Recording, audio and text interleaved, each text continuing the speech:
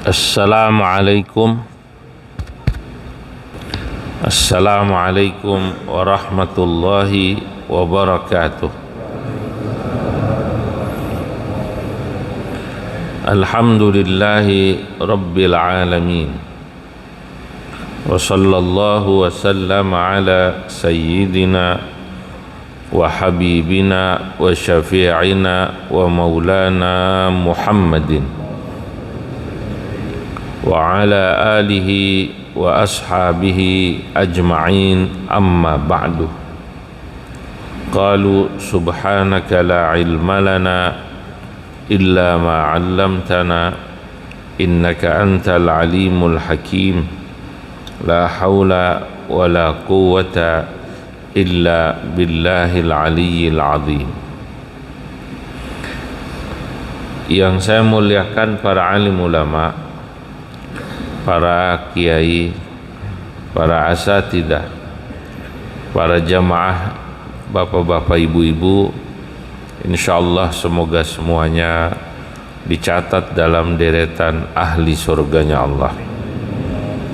Pada pagi yang mubarak ini, alhamdulillah kita dapat berkumpul untuk taklim rutin kajian kitab Al-Hikam. Bismillahirrahmanirrahim. Qala al-musannifu rahimahullahu ta'ala wa adama an-naf'a bihi wa bi barakati ulumihi wa bikum amin.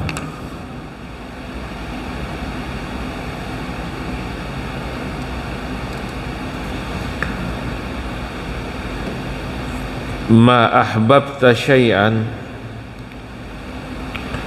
tidaklah engkau, kata Imam Ibnu Athaillah, mencintai sesuatu illa kuntalahu abdan, kecuali dirimu biasanya akan menjadi hamba dari sesuatu itu.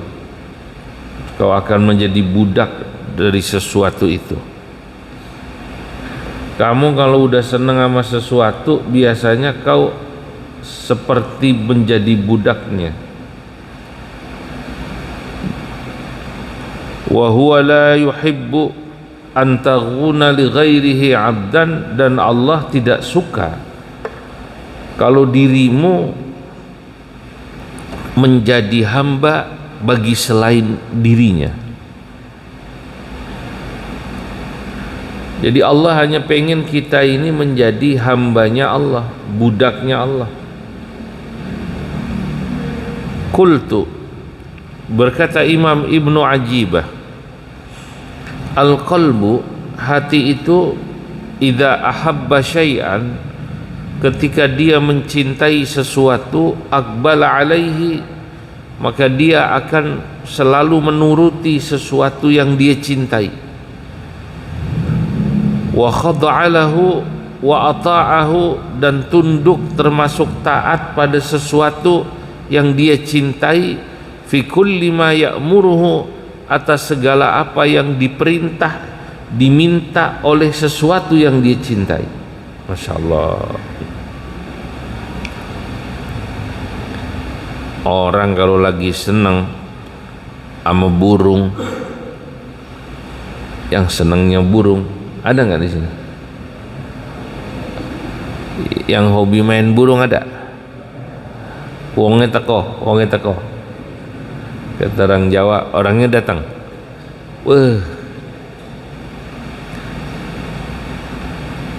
Dia di kantor, bininya ditelepon, bukan nanya anaknya, nanya siapa? Burungnya.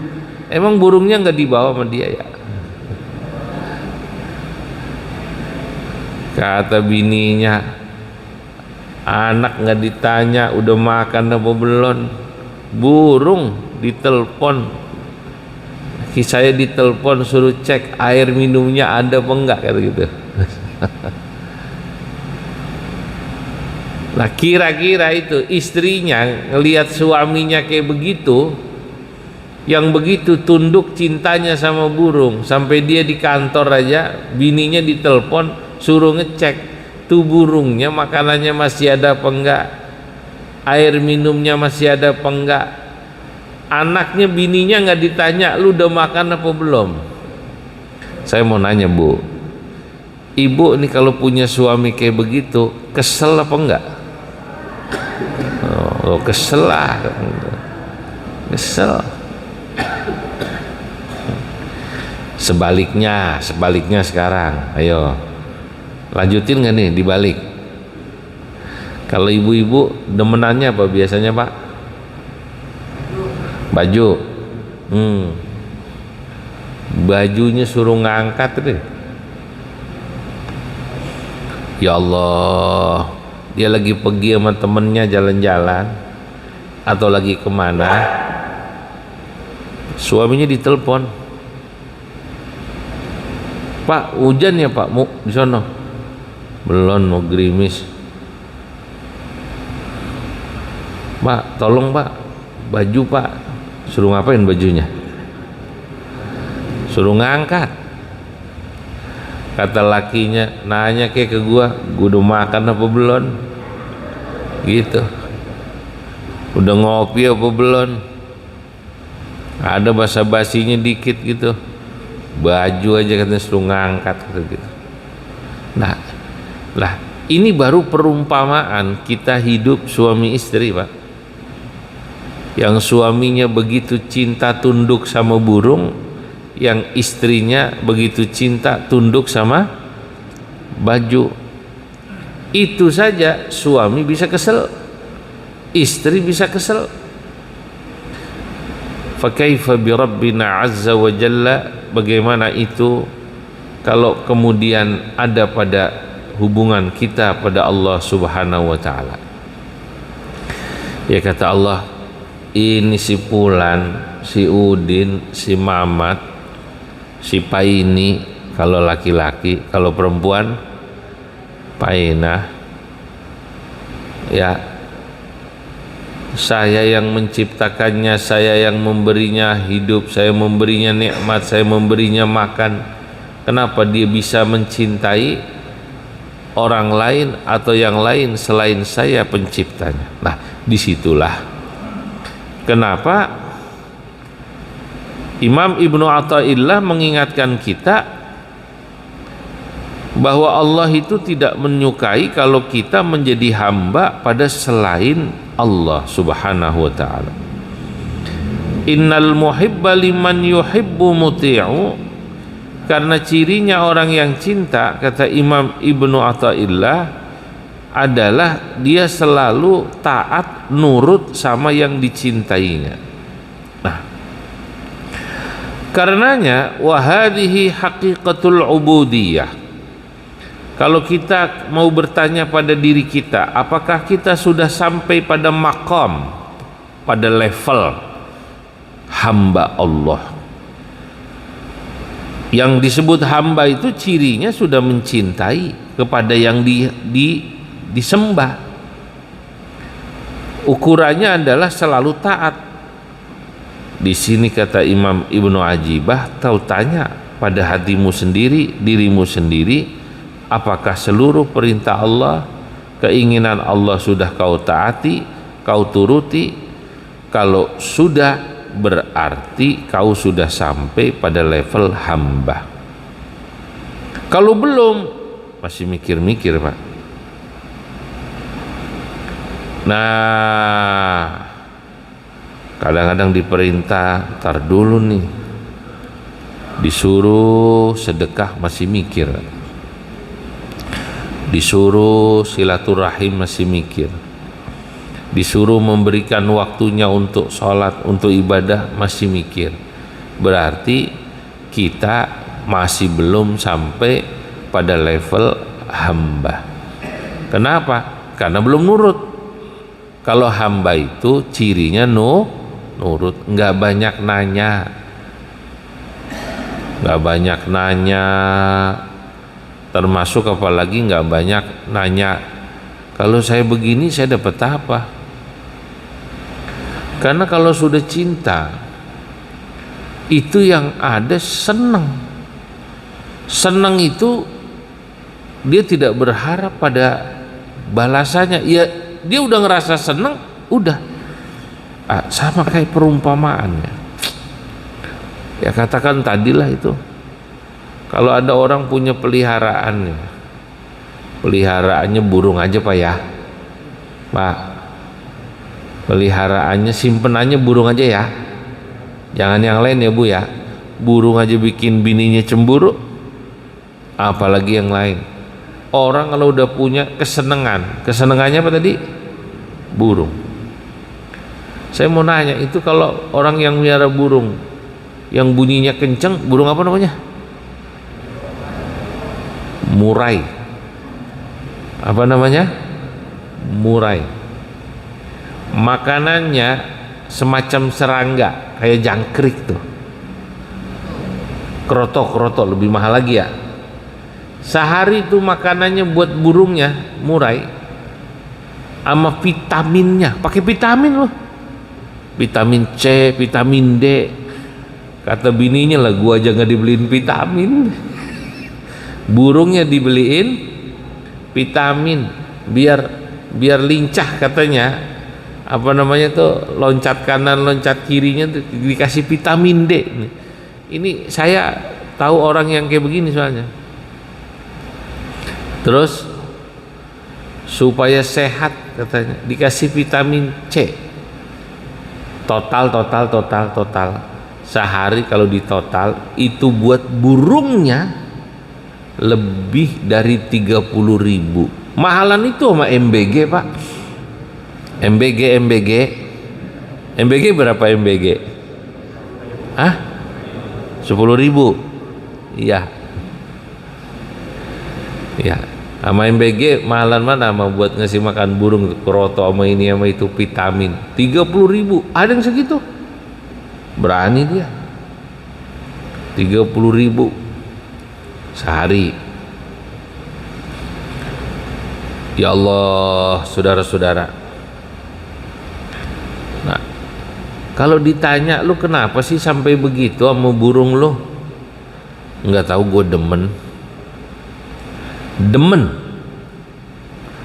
Orang kalau udah demen, dia cinta, dia merasa senang gitu.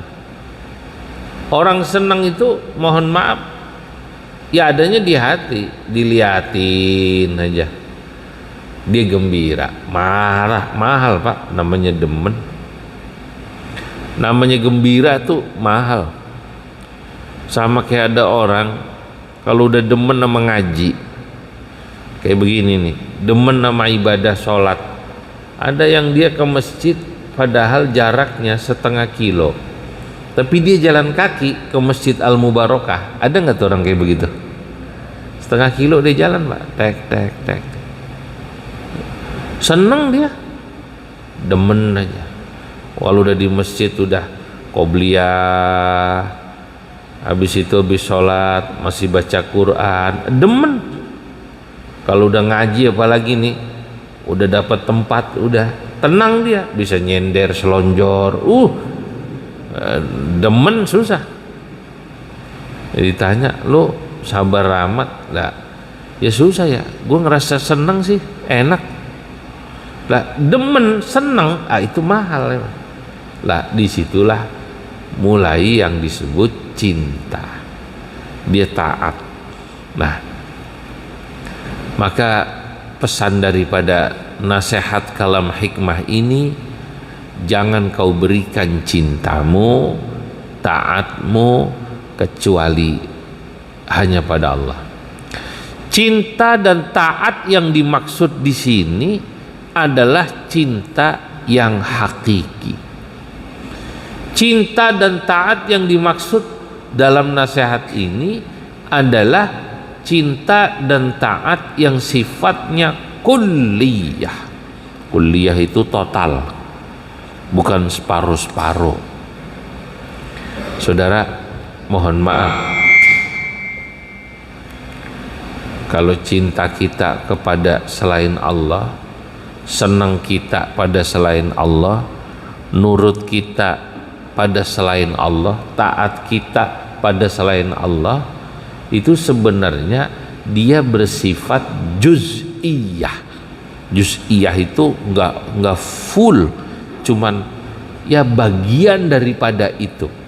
Maaf, cinta kita kepada orang tua kita, cinta kita pada suami kita, taat kita sama orang tua kita, taat kita sama suami kita, itu bagian daripada cinta kita kepada Allah.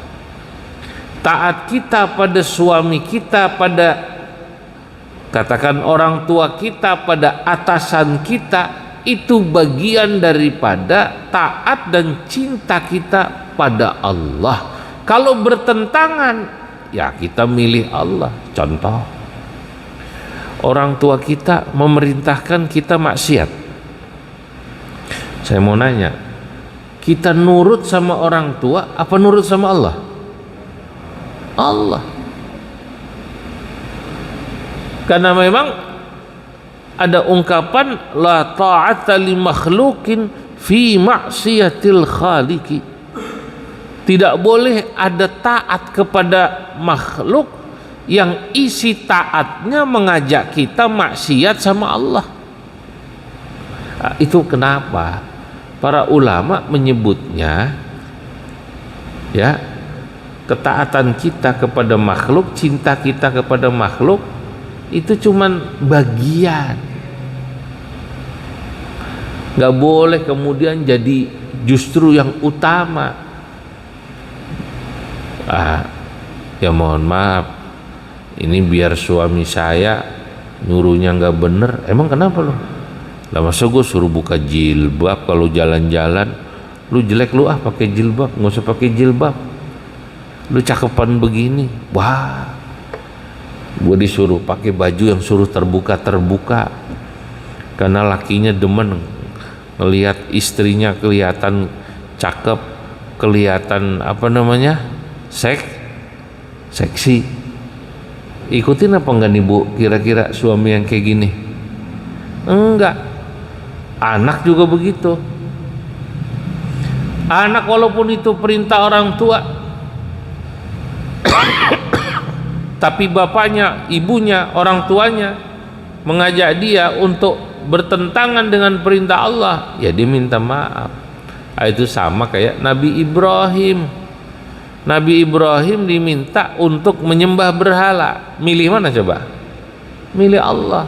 Karena memang kalau begini nggak bisa. Ya saya mah sama orang tua taat, sama Allah taat. Terus gimana? Ya nggak bisa. Kalau taat sama orang tua itu dalam rangka maksiat kepada Allah.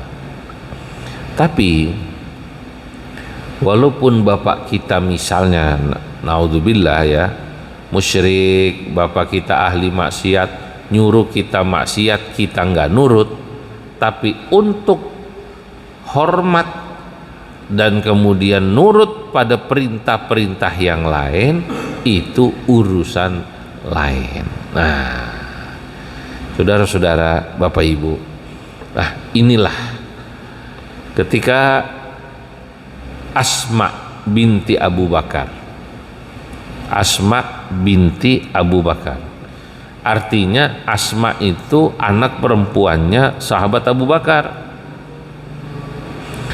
Dia punya ibunya wahia musyrikatun, masih musyrik. Jadi sahabat Abu Bakar itu punya istri, bapak ibu.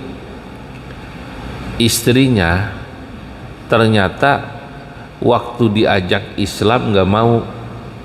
Waktu itu masih musyrik. Itu diantaranya ibunya Asma, ibunya Siti Aisyah. Tapi nanti sahabat Abu Bakar menikah lagi sama yang muslimah.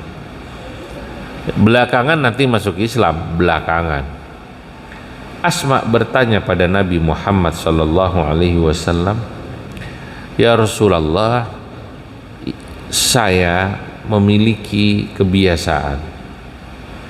Kalau saya punya makanan, kalau saya punya rejeki, saya kirim emak saya. Padahal emak saya masih musyrik ya Rasulullah. Boleh apa tidak?" Nabi bilang boleh. Yang tidak boleh itu kita ngikut emak kita, sama-sama musyrik itu. Kalau kata emak kita, lu ikut gua lu, kau ikut saya, nggak usah jadi orang Islam, nggak usah kau masuk Islam. Lah di sini minta maaf, kita nggak nurut sama ibu kita. Ya, saudara-saudara, itulah yang disebut dalam Al-Quran, ya, wa qadha wa wassaynal insana biwalidayhi husna imma yablughanna 'indaka al-kibara ahaduhuma aw kilahuma fala taqul lahumā uff فلا تقل لهما أف ولا تنهرهما وقل لهما قولا كريما.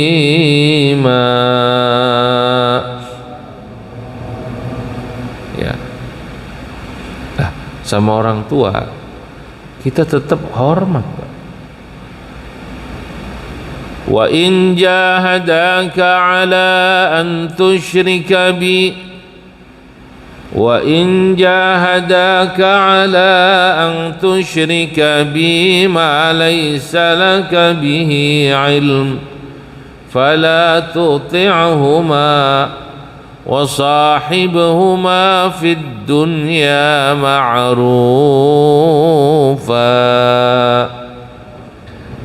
Tapi jika bapak ibumu, kata Allah, memaksamu, wa in jahadaka, memaksamu agar kau kemudian untuk menyekutukan diriku, kata Allah, meninggalkan perintah Allah, terus suruh ibadah menyembah yang lain, fala tuti'huma, jangan nurut sama bapakmu.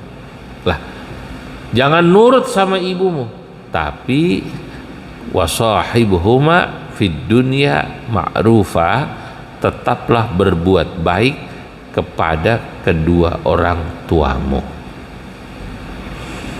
Nah, disinilah kita harus bisa membedakan mana taat, mana cinta, mana taat, mana cinta yang absolut, yang kulliyah, mana taat, mana cinta yang hanya bagian saja. Tadi kecintaan saya kepada bapak ibu, kecintaan saya pada suami, pada istri, pada anak, pada orang tua, pada teman, pada atasan, pada pemimpin, pada ulil amri, itu masuk dalam bagian kecintaan saya pada Allah.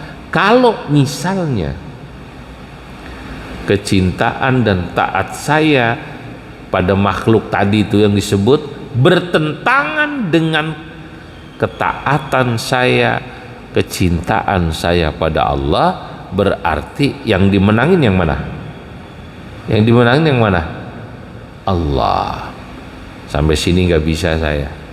Tapi hormat. Maksud saya begitu, Pak. Hormat. Ini kadang-kadang tidak, Pak. Kita ini suka terbawa perasaan. Saya beri contoh sederhana ya. Mohon maaf. Kalau yang bab 1 ini suka sensitif. Padahal itu contoh bener itu. Ada seorang anak, bapaknya meninggal, ibunya nikah lagi. Anaknya marah-marah tuh. Padahal bapaknya udah meninggal, lalu ibunya nikah lagi. Anaknya protes semua sama emaknya. Ngapain sih mak, udah tua nikah lagi, kayak perempuan gatel aja. Waduh, ada nggak yang begitu tuh? Ada nggak kira-kira? Banyak. Maksud saya, ya ibunya janda gitu, umur 50, suaminya meninggal, lalu ada dudanya lumayan keren, duren. Iya, kebetulan dudanya jamaah Masjid Al Mubarakah. Iya, ada orangnya. Ya, jandanya juga sama. Ya, mungkin karena sama-sama sering ngaji Sabtu subuh. Deh, kok ketawa? Ya, tiba-tiba entah gimana dia ngomongin temennya. Jadi ya lah itu. Saya mau nanya, nikah itu ibadah apa bukan kira-kira? Lah, ibunya bapaknya mau ibadah, yang satu duda, satu janda. Kenapa anaknya jadi marah sama ibunya bapaknya? Ngongkosin enggak? Saya mau nanya itu, ada nggak dalam kehidupan kita yang kayak begini nih? Ada nggak kira-kira? Hah? Ada apa enggak Pak? Biasanya itu anaknya ngelarang tuh, saya mau tanya, apa alasannya coba? Apa yang dia takutkan kalau emaknya yang janda itu nikah lagi? Apa yang dia takutkan kalau bapaknya yang duda itu nikah lagi? Apa coba? Hah? Terbagi kasih sayangnya. Wih, udah tua-tua, anaknya juga udah pada gede. Emang anak kalau bapak ibunya udah tua gitu, yang bapaknya udah duda, emaknya udah janda, itu anak suka perhatiin gitu? Enggak. Bapaknya yang duda, ibunya yang janda itu juga butuh temen ngobrol. Betul apa enggak? Wih, serius. Kayaknya janda semua itu yang jawab itu. Butuh temen ngobrol. Ya umur udah tua deh, 50, 55, ya dia cuma butuh temen ngobrol. Kalau pagi, kalau kondangan, kalau olahraga ada temen ngobrol. Nah sama duda, kalau nggak ada temen ngobrol cepet mati Pak biasanya.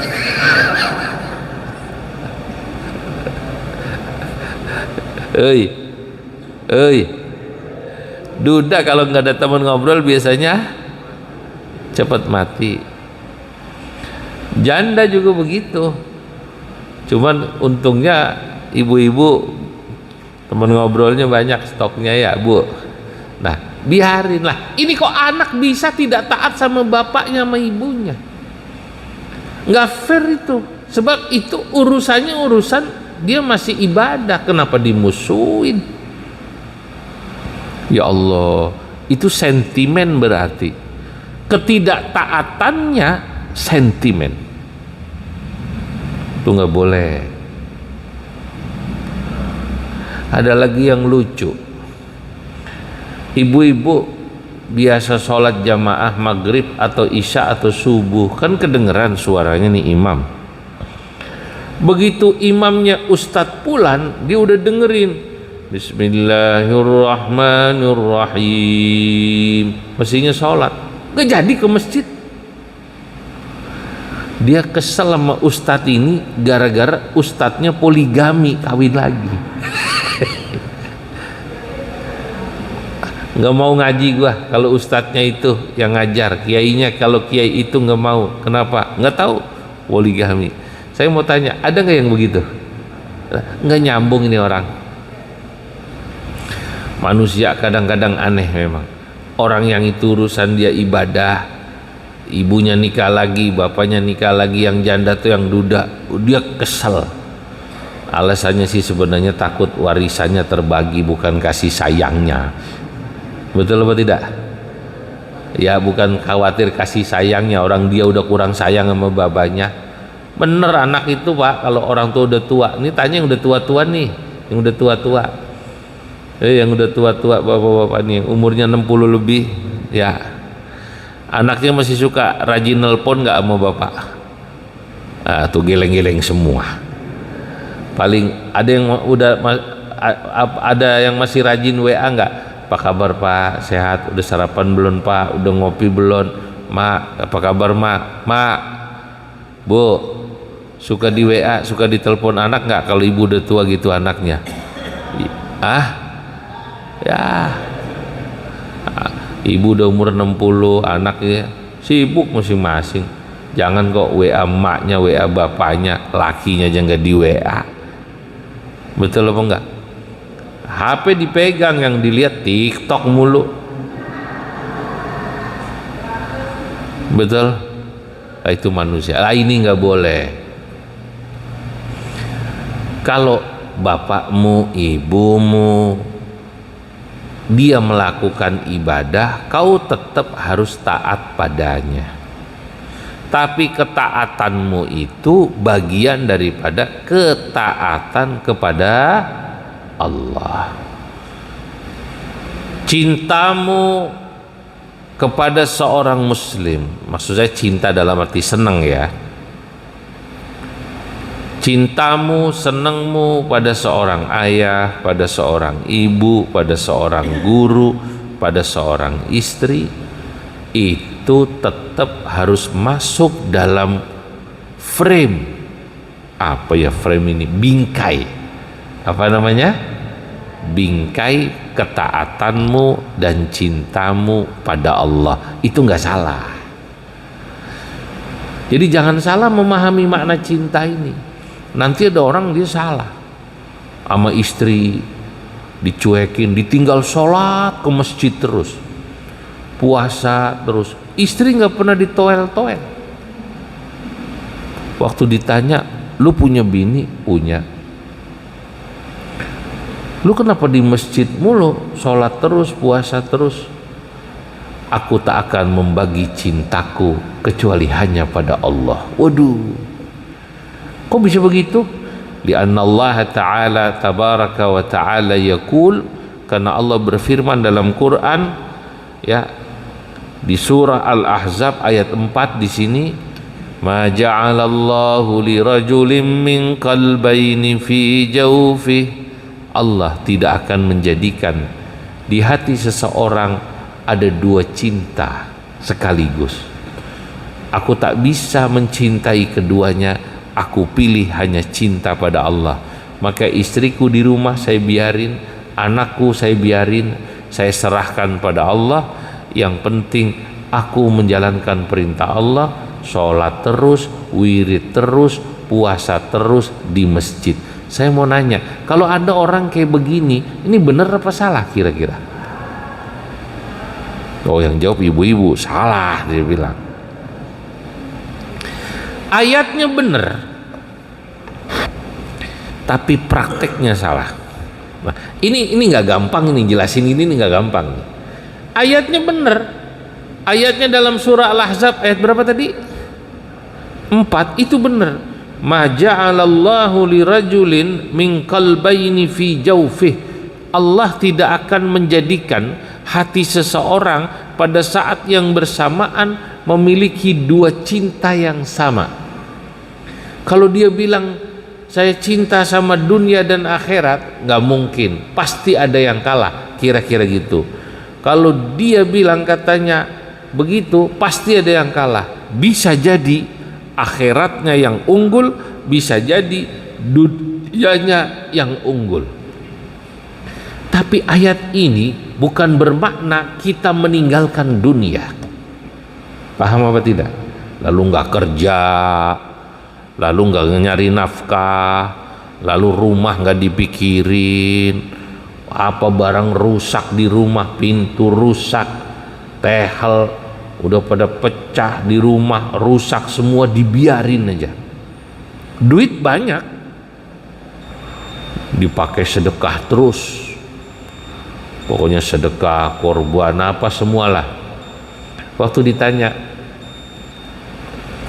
lu kenapa rumah lu biarin begini, pada bocor katanya. pintu rusak, anu rusak. Ini mah cuman dunia. Gak lama, paling lama 70 tahun gue juga mati. Ini nih jawaban seperti ini, jawaban yang keliru, saudara. Kalau alasannya katanya dia tidak boleh mencintai dunia, cinta itu di hati, Pak. Makanya orang zuhud itu kalau dia punya harta, hartanya cuman di tangan, nggak di hati. Dia punya mobil dipakai, tapi kalau butuh untuk sesuatu mobilnya dijual. Pada saat dijual biasa aja, nggak ada sedih. Nah, itu cirinya orang zuhud. Tapi wayahnya mobil memang butuh diperbaiki. Begitu juga rumah wayahnya butuh diperbaiki. Istri gitu, Pak. Ada istri, alhamdulillah. Istri meninggal, cari lagi.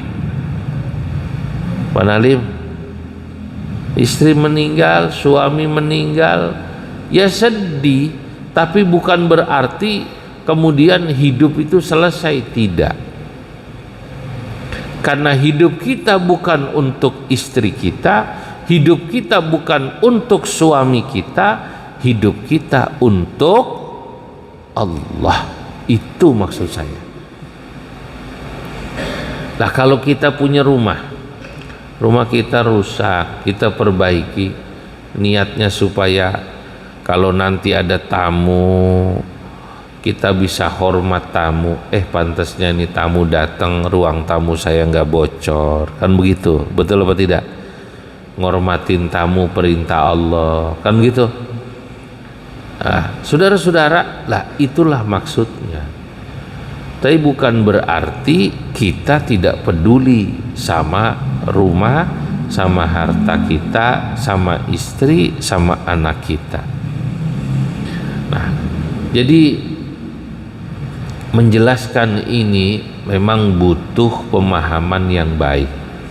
Itu kenapa dulu Nabi pernah menegur seorang sahabat yang tadi saya bilang, dia masih muda, namanya Abdullah bin Amr bin As, masih muda, umurnya baru 20-an tahun. Tiap hari di masjid wiridan, puasa, istrinya di rumah, nggak ditoel-toel, masih muda padahal. Istrinya satu hari didatengin mertuanya Amr bin As. Mertuanya nanya, "Tuh mantu, si Abdullah di mana?" "Alhamdulillah, anak bapak teh," kalau kata orang Sunda, anak bapak teh soleh, Pak. Tiap hari di masjid, puasa terus, jarang pulang, Pak. Saya aja alhamdulillah udah lama nggak ditoel-toel." Kaget. Wah, kok begitu? Nah, apakah ini maknanya berarti dia lebih cinta pada Allah? Itukah makna cinta Allah kayak gitu? Tidak. Kalau cinta Allah berarti di masjid nggak pulang-pulang, nggak begitu maknanya. Dilaporkan pada Nabi, kata Amr bin As, "Ya Rasulullah, anak saya Abdullah begini sampai istrinya protes." Di masjid Abdullah dipanggil Nabi, "Ya Abdullah, kau betul katanya kau tiap hari di masjid, tiap hari saben hari kau puasa, tiap malam kau di masjid jarang pulang?" "Betul ya Rasulullah." Nggak boleh begitu. Maksudnya mungkin pikirannya Abdullah, saya udah nikmat begini, puasa di masjid, wirid, sholat. Kalau yang kayak begini pensiunan umur 65, boleh nggak kira-kira? Bini udah nggak ada, duda, boleh nggak kira-kira gitu? Boleh aja, Pak. Umur 65, 70, duda, pensiunan, bini nggak ada, anak kerja semua, di masjid mulu dia mainannya. Boleh nggak kayak begitu? Boleh lah. Kalau ini dia masih punya anak, punya istri, dia nggak bisa dengan alasan cinta pada Allah, dengan alasan tidak mau berbagi cinta, lalu kemudian dia tinggalkan kewajibannya. Karena sesungguhnya ketika dia ke rumah, di rumah ketemu anak, ketemu istri, melaksanakan kewajibannya dengan niat melaksanakan perintah Allah, itu juga bagian dari taat kepada Allah. Bapak-bapak kerja, ibu-ibu dagang ke pasar, niatnya mencari yang halal, rizki yang halal dalam rangka taat kepada Allah, ya benar itu. Nah, jadi itu mengartikan taat. Jadi jangan salah. Ini mengaji tasawuf kalau salah guru repot ya. Begitu ngaji tasawuf soalnya ada Pak, orang tadinya kerja rajin, selesai ngaji warung dijual, kerja berhenti, tiap hari keliling di masjid, dakwah dari masjid ke masjid. Ada yang begitu ya? Ada ya? Hah? Ada. Nah, itu salah. Ya dalilnya tadi sahabat Abdullah bin Amr bin As, nggak begitu, kecuali pensiunan, udah nggak punya nggak punya istri, atau istrinya ikhlas, istrinya masih ada, istrinya udah tua, umur 65, udah Pak, nggak apa-apa, bapak mah di masjid aja, ngaji aja keliling, nggak apa-apa. Wih, kalau punya istri kayak gitu Pak Taufik, Masya Allah, jangan dikubur kalau belum mati. Alhamdulillah lah. Inilah ngaji kita pada pagi hari ini, moga-moga manfaat. Amin.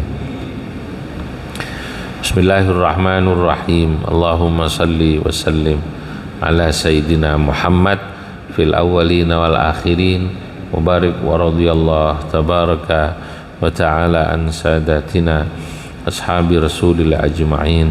Allahumma anfa'na bima 'allamtana wa 'allimna ma yanfa'una wa zidna ilman wa yaqina. Rabbana hab lana min azwajina wa dhurriyyatina qurrata a'yun waj'alna lil muttaqina imama. Wa sallallahu ala sayyidina Muhammad wa ala alihi wa sahbihi wa sallam, walhamdulillahi rabbil alamin. Assalamualaikum warahmatullahi wabarakatuh.